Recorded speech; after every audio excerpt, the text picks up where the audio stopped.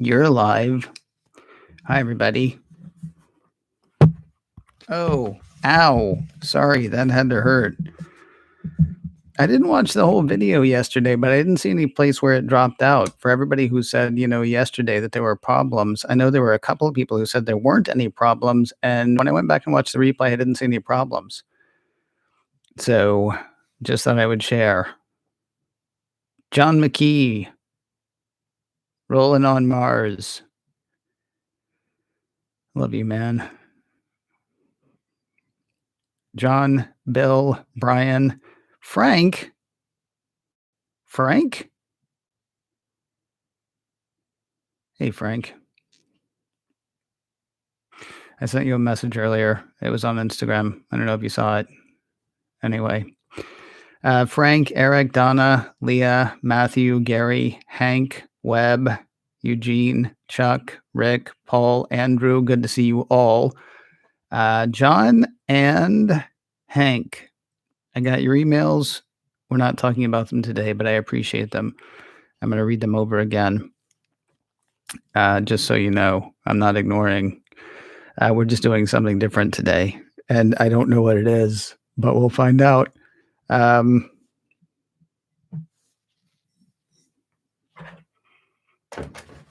You guys and gals ready to rock? Let's do it. Greetings and salutations from Mr. In Between. It is Thursday, the 18th of February, 2021, and this is macOS Can Live. Here's how the song goes. You got to accentuate the positive, eliminate the negative, latch onto the affirmative, don't mess with Mr. In Between. And that's who I've been. And I'm not going to be that today. Hi, everybody. It's Ken, Ray. Welcome you to another edition of macOS Can Live, this thing that we do most afternoons, Monday through Friday, 3:30 Pacific, 6:30 Eastern, other times, other places. Do you like how I finally, figured out which time zone I'm in? Nice, right?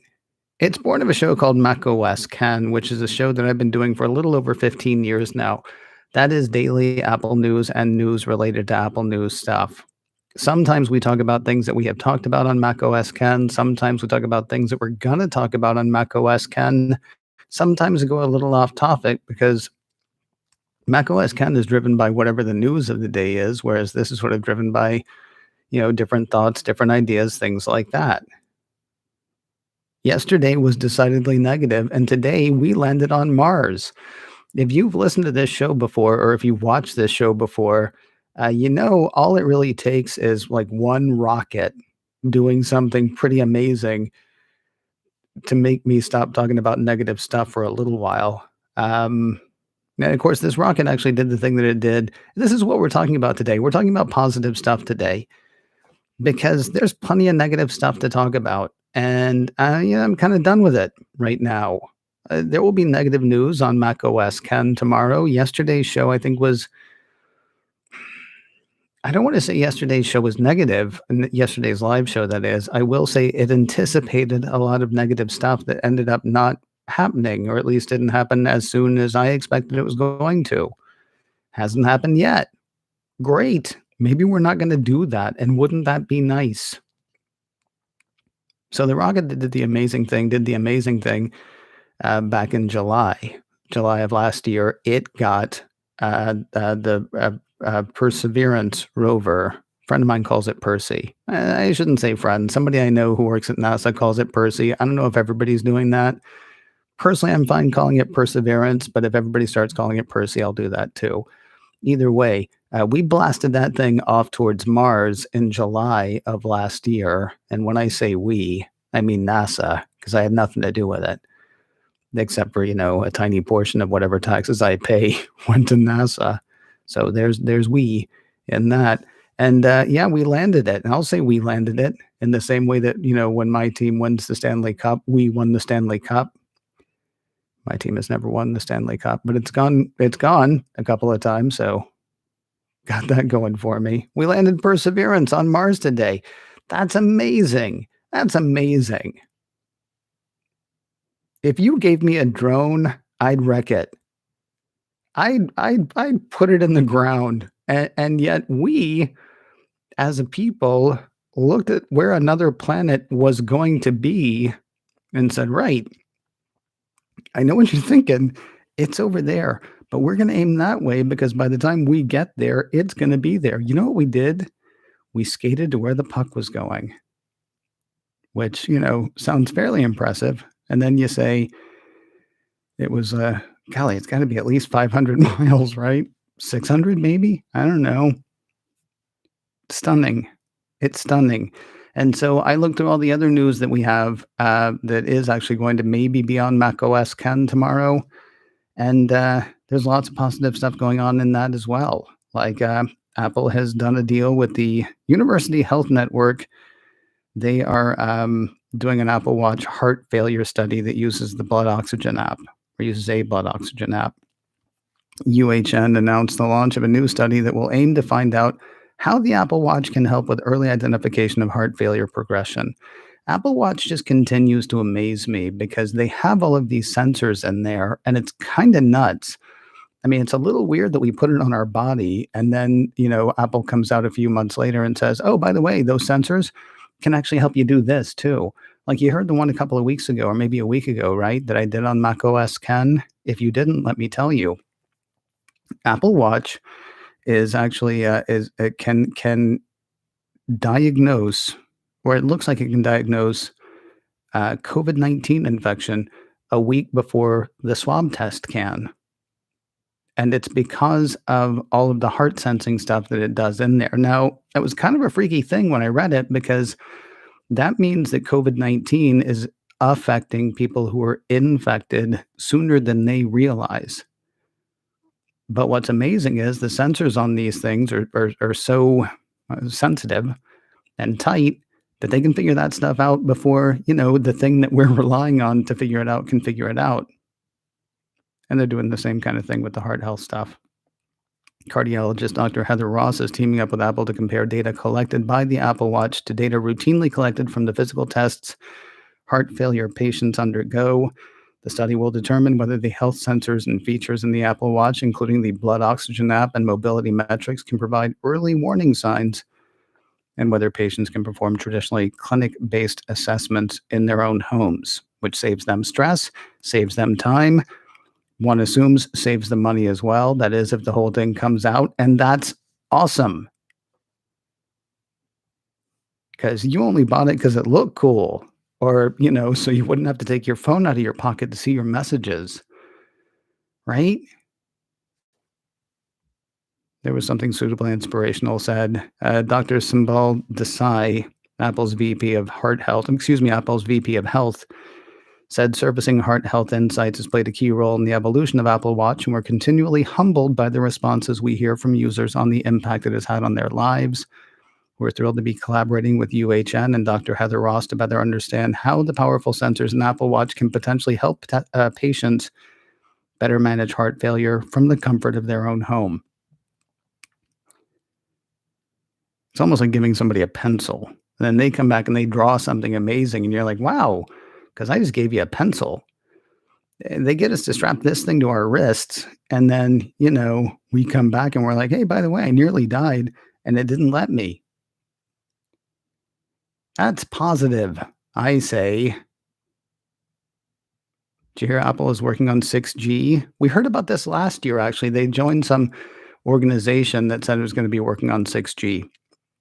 And I remember making fun of it because 5G was barely here, first of all. But then also, they didn't really have a clear idea of what they were doing or what it was going to look like. But there was just a bunch of people getting together saying, yeah, we're going to do 6G. So join us. It'll cost, I think it was $10,000 or $100,000 to join the consortium. That was the part I made fun of. I was like, you should join my 6G consortium. I'll only charge you $50,000. That is a savings of 50%, which you can, go out and blow on hats. And I'm trying not to be cynical about it. So I'm really excited about the fact that Apple is hiring people for 6G, because it was all the car talk. And I know we have talked on this show for months about why 5G and who cares and what about 5G and all that stuff. But when you start talking about autonomous vehicles, when you start talking about getting into a car that doesn't have a steering wheel, and somebody's got to figure something out. Look, you can program a car to go from point A to point B. I'm going to say no problem. It actually would present quite a few problems for me. You can program a car to go from point A to point B, assuming that the roads are completely clear, assuming that there is no change in anything that's going on the roads, and assuming that there are no other cars on the road. There are going to be other cars on the road. There are going to be hazards on the road. And here's the thing, now your autonomous vehicle has to be in contact with something to, get a clear idea of should it go right? Should it go left? Is there trouble ahead? Should I actually reroute? All of those things, right?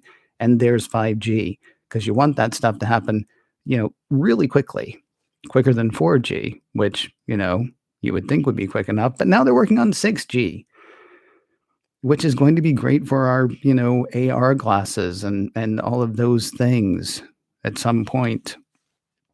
Here's what Apple is promising in their job posting. You will have the unique and rewarding opportunity to craft next generation wireless technology that will have deep impact on future Apple products.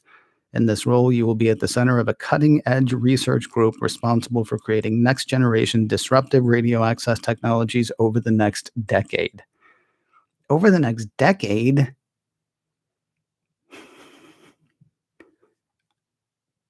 Don't ask me where all of my excitement for all this exciting stuff is coming from today.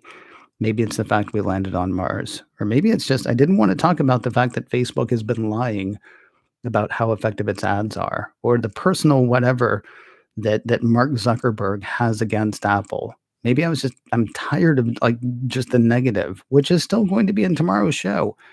Here is the thing that disappoints me and makes me sad. This is still positive. Stay with me. Here is the thing that disappoints me and makes me sad. There was an article that came out earlier this week. Was it earlier this week? Yeah, from Apple Insider earlier this week. First Apple Entrepreneur Camp for Black Founders and Developers launches. I have had that story in my script since Monday. And every day something comes up and I push it. And something else comes up and I push it because there's more important stuff. There's bigger stuff. This is Apple welcoming 13 app companies and developers into an organization that's going to help raise them up, as it has done with the App Camp for Women as well in the past. Of course, it's online because everything is these days. The Online Entrepreneur Camp, which will run from February 16th, so it started day before yesterday, through the 25th, is designed to help developers improve their existing apps on the App Store. It includes technology labs, one-on-one coding guidance from Apple experts, and mentorship from Apple leaders. One assumes it is not a coincidence that they are doing the first of these app camps for Black entrepreneurs during Black History Month. They're not all, I mean, what they are, though, is they're Black founders, they're Black entrepreneurs, they're Black developers. Some of them are Black History Month type apps. There is an app called Black, funny enough, a news app that facilitates culturally relevant and multifaceted news for Black people, created by Adam Taylor. But then there's other stuff that is not. I can't think of a good way to say it, and I'm afraid I'm going to stick my foot in my mouth. It's just it's stuff on the App Store. It's stuff on the App Store, but it's raising up people who wouldn't necessarily have the same opportunity if Apple didn't step in and say, you know what, we're going to help out. There's a thing called Film 3D, an app that seeks to remove barriers to capturing, creating, and sharing immersive media, created by a 22-year-old Senegalese Canadian named Abdul Sar. There is Form Key. It's a MIDI controller app focused on helping create music without being overwhelmed by the complexities of theory and composition. Health Auto Expert. I love this one. Health Auto Expert, an app meant to easily extract and share specific data across healthcare providers in a private way. It's kind of funny, actually, that Apple's getting behind that one, because I would think that Apple would think that they had that covered with health records, unless this is going to use some of the underlying technology for health records to bring this stuff along. The Peak, TV shows and movies, a platform to share TV and movie recommendations among friends and family while also highlighting Black creators and actors. Founded by Ashley McCoy, Harold Lamontke, and I apologize. I cannot pronounce that last name, and I won't stumble over it. Actually, I can't pronounce the first or last name, so I'll own that, and I'll try to find out by the time I actually do tomorrow's macOS Ken. Apple's Lisa Jackson, the company's environment policy and social initiatives chief, says these incredible app creators and business leaders embody the entrepreneurial spirit that runs so deep in the Black community. Their work already demonstrates the power of coding to build a better world, and we're honored to support them as they blaze a trail we know so many more will follow. And shame on me for letting that, kick down the road, kick down the road, kick down the road. It'll be on tomorrow's macOS Ken more succinctly. I will tell you, and this is sort of a call to listen to something else, but I'll tell you part of this whole thing too is the conversation that I had yesterday with Robert Speciale. He is the CT and cybersecurity teacher at Indian Springs High School outside of Las Vegas, Nevada. He's teaching kids, man. I did some creative writing and a little bit of theater stuff when I was in high school. I did nothing in high school that would have gotten me ready to go out and find a career the next day, right? Um, he's the guy I told you about that I interviewed on the checklist by Secure Mac, and he's dealing with kids who have not had real exposure to technology. He's dealing with kids who don't have he's dealing with some kids who are actually doing all of their schoolwork right now through a Verizon hotspot because they don't have reliable internet connections at home. And yet he is teaching them how to be cybersecurity pros, how to protect the networks and businesses and all of it of tomorrow. And that's incredible to me. And I know there's probably stuff like that happening all the time. And part of me thinks I should honestly be seeking those things out. And I may actually do that for the checklist, to be honest. Because, I mean, for macOS Ken, it's difficult because the news is the news. Sometimes Epic being a jerk is the biggest story of the day, and it has to be. And it just has to be. It's easy to get caught up in the negative, though. It's easy to, accentuate the negative and eliminate the positive. Today, at least, we're trying not to do that. I'm trying not to do that today.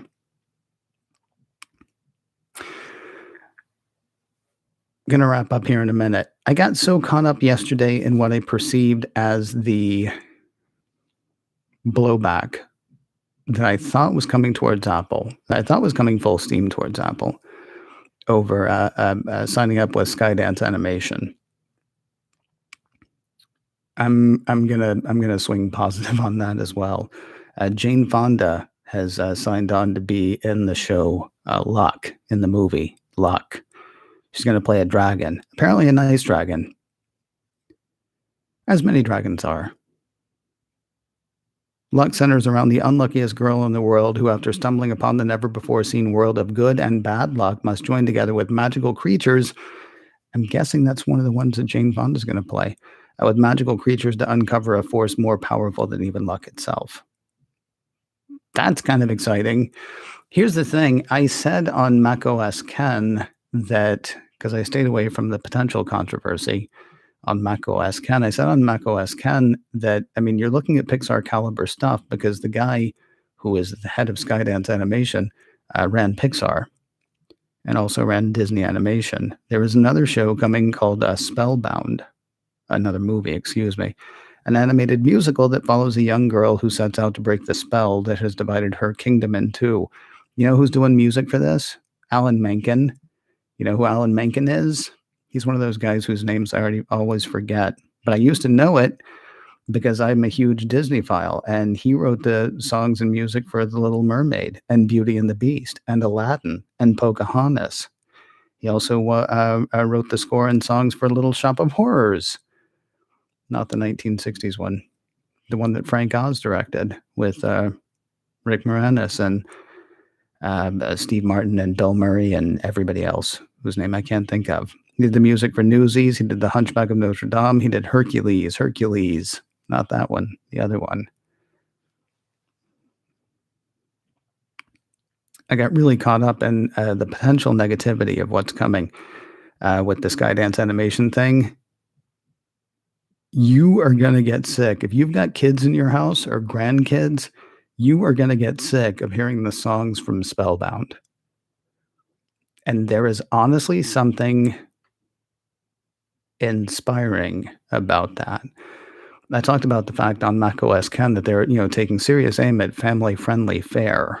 You are gonna get sick of the songs from Spellbound because some little kid is gonna watch that, and they're gonna love it, and they're gonna watch it over and over again. Some little kid in your life is gonna watch that over and over again, and that is going to be one of those movies, right? That's going to be one of the movies that they're just gonna remember. They're just gonna know without even knowing that they know it for the rest of their lives. Please don't talk to me about whether Apple TV Plus is a failure for another 10 years because the money and the talent that they're putting into it. We can argue about the other stuff some other time if you want to. They are literally in a very Disney way creating magic there.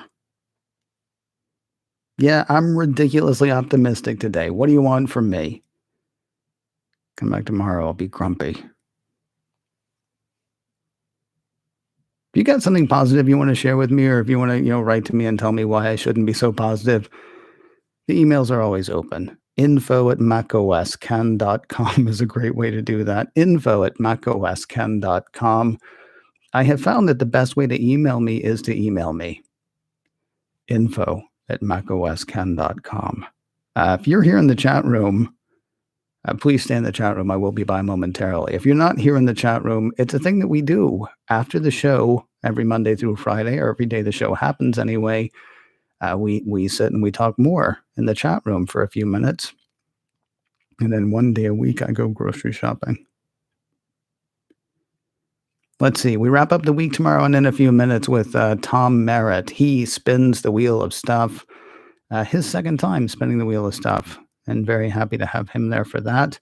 macOS Ken, of course, goes live again. No, it doesn't go live tomorrow morning. macOS Ken hits again tomorrow morning, and macOS Ken Live goes live again tomorrow afternoon. I'm getting my exuberant self out of here, but I will talk to you soon.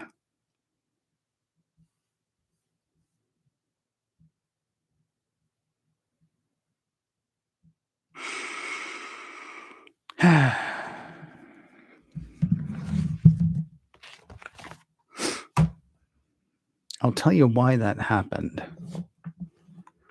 Because there's not one big thought-provoking story today. There's not one big thought-provoking story today. And so it felt like, I could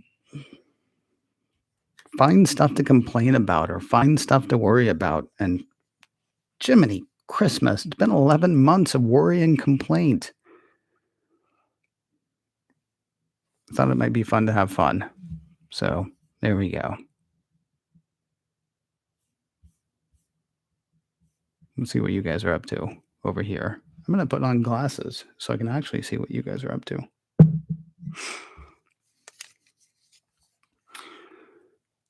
Bill Robinson said he was ready to rock. Well, good. Don't mess with Mr. Android, says Frank Petrie. Oh. Bill said we should all like Ken's YouTube. Thanks, Bill. That's Bill Robinson. Or Bill R.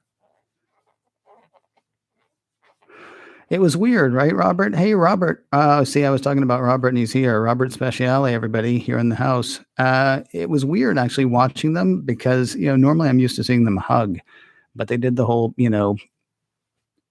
arm thing. It's interesting. It's almost like they had to be more vocal because they couldn't be more physical. I swear I heard somebody's voice go out. It was only luck that I actually happened to catch it as it happened, but it was wonderful to catch it as it happened. Somebody I follow from the Star Trek side actually said, we're going to get all these beautiful high-resolution images, but her favorite image is always going to be that first, grainy black and white image, which I learned today. That's kind of the crap camera that they use just to sort of like maneuver around to make sure that it's like safe. It's not the good camera. So that was fascinating. John McKee, very excited about Percy. So I guess we're calling it that. Okay.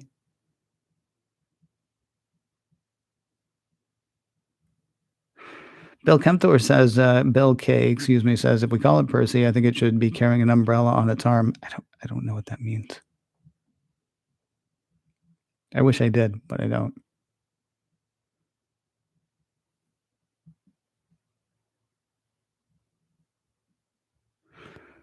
That's interesting.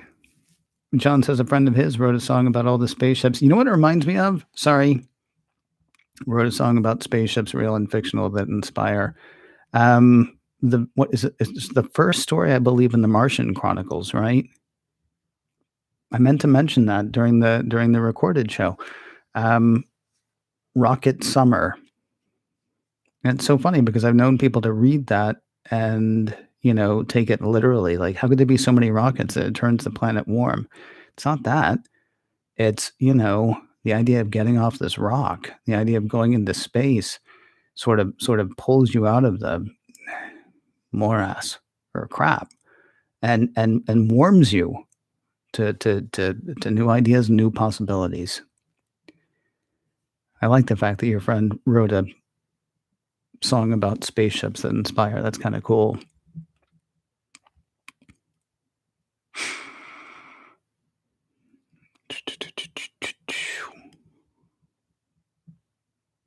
Hey, Media Cafe Online's here. Hello.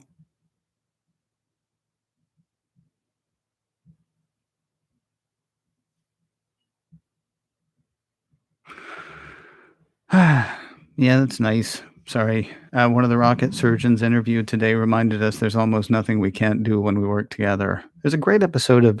Did you watch? I'll bet you did, John, because I'll bet you did. Did you watch Sports Night? Aaron Sorkin's sitcom about basically about Sports Center, except of course it wasn't about Sports Center, but it was. There's an episode where they're back before climbing Mount Everest was like, back before there was a line to crest Everest, I guess. They were talking about they talked about the look what we can do thing.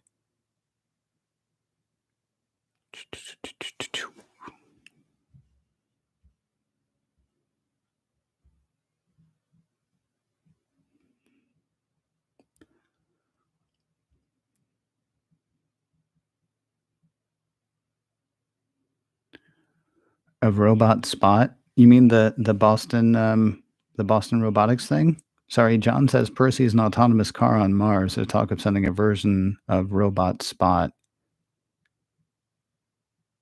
Huh. Sorry, Bill Kempthorne said if he ever goes to another planet, he's not going to land wearing a red shirt because he knows how that ends. John McKee says Mr. Scott wore a red shirt and he did fine. Did he ever go on away missions? I don't remember him going on away missions. I'm sure he did a time or two, but or did he? I don't remember him going on away missions.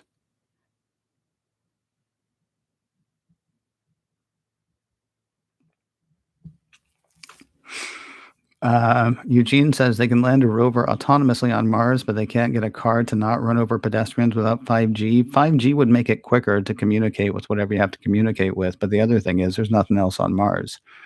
How many man-made things are on Mars? Like, I'm gonna say at the outside, maybe 10. I don't know. John may know. You got to worry about hitting boulders. You don't have to worry about hitting other people who might want to hit you. So I'm not going to say it's easier on Mars. I'm going to say fewer variables? Maybe? I don't know. No squirrels. No squirrel's going to run out in front of you on Mars. There, how's that? No dog off its leash is going to run under Percy. Bill Kempthor asked you the same question I asked. How many away missions did Scotty go on?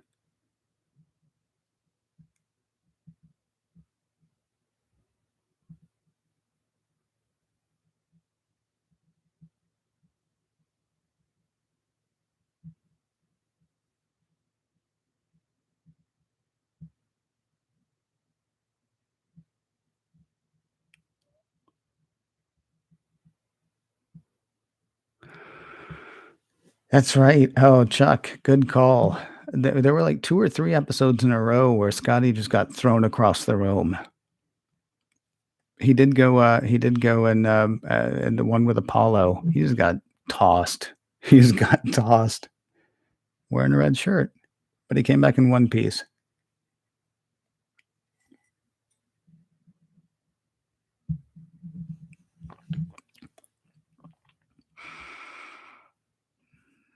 Hold on.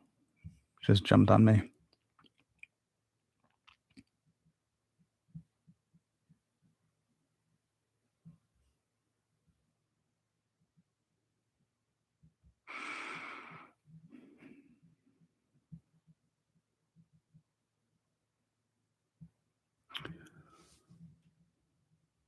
I think we're almost done. Sorry.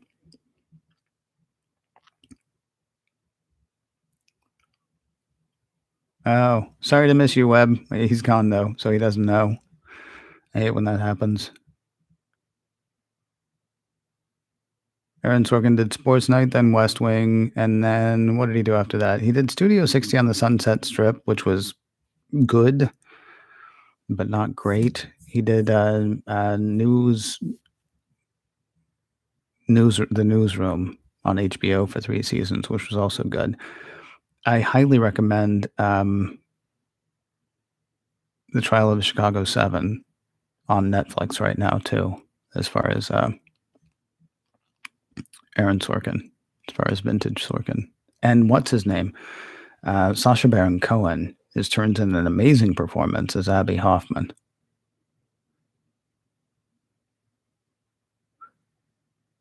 John's answering my question from a few minutes ago. Spot is the Boston Dynamics bot. SpaceX has one. Spot might be better suited for debris-strewn caves than a big rover.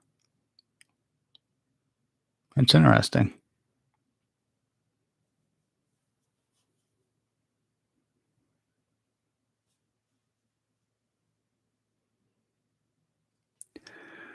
All right.